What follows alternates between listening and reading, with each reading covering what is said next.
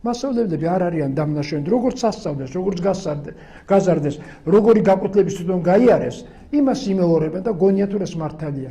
ისინი კარგი ადამიანები არიან საერთოდ, მაგრამ აი რასაც აკეთებდნენ ტრადიციულად მიხვდებიან იმ გზას. შეეშველეთ. ეხლა დედი მშობლები, სხვა მშობლები ხართ შემოძვირფასებო.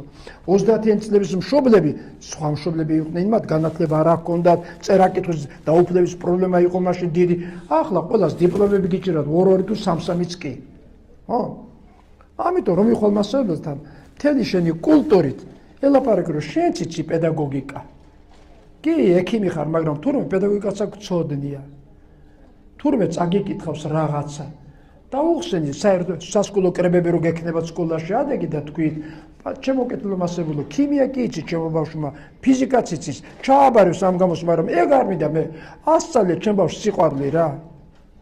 ასწავლე კეთილშობილება, ასწავლე რომ მამა უნდა გახდეს, დედა უნდა გახდეს, ესაც უთხარი ჩემ შვილს.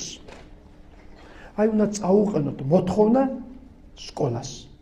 და ნელა-ნელა ერთი მასწავლებელი იქ, მეორე იქ შეიჩნის სახეს. გამიგეთ უცბად განათლებაში არაფერი არ ხდება.